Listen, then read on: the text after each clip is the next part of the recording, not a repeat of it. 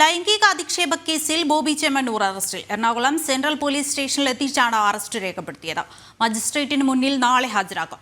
നടി ഹണി റോസിന്റെ പരാതിയിൽ വയനാട്ടിൽ നിന്നാണ് ബോബി ചെമ്മണ്ണൂരിനെ കസ്റ്റഡിയിലെടുത്തത്. അതേസമയം നടിയുടെ രഹസ്യമൊഴി പോലീസ് രേഖപ്പെടുത്തി. വിവരങ്ങളുമായി കൊച്ചിയിൽ നിന്ന് കിരൺ കുമാറുണ്ട്. കിരൺ, എന്തൊക്കെയാണ് വിശദാംശങ്ങൾ? ഇപ്പോൾ എന്താണ് അവസ്ഥ?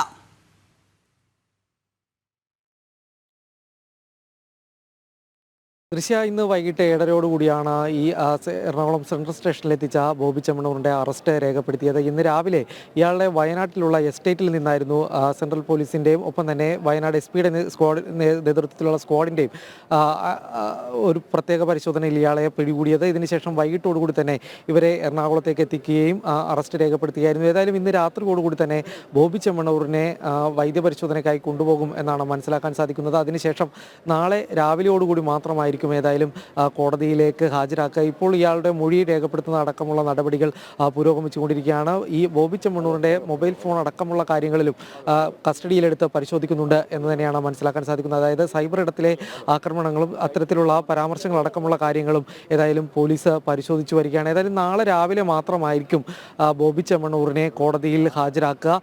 ഒപ്പം തന്നെ നേരത്തെ ഈ ഹണി റോസിൻ്റെ മൊഴിയും കോടതി രേഖപ്പെടുത്തുകയുണ്ടായിരുന്നു.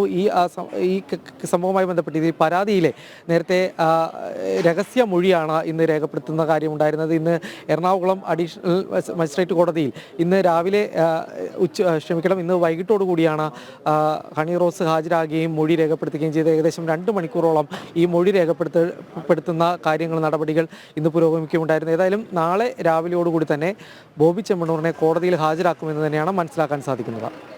കൊച്ചിയിൽ നിന്ന് കിരൺകുമാറാണ് വിവരങ്ങൾ നൽകിയത്. ലൈംഗിക അധിക്ഷേപ കേസിൽ ബോബി ചെമ്മണ്ണൂരിനെ അറസ്റ്റ് ചെയ്തിരിക്കുകയാണ്. എറണാകുളം സെൻട്രൽ പോലീസ് സ്റ്റേഷനിൽ എത്തിച്ചാണ് അറസ്റ്റ് രേഖപ്പെടുത്തിയത്. നാളെ മജിസ്ട്രേറ്റിന് മുൻപിൽ ഹാജരാക്കും. അല്പസമയത്തിനകം വൈദ്യപരിശോധന ഉൾപ്പെടെയുള്ള തുടർ നടപടികളും നടക്കും.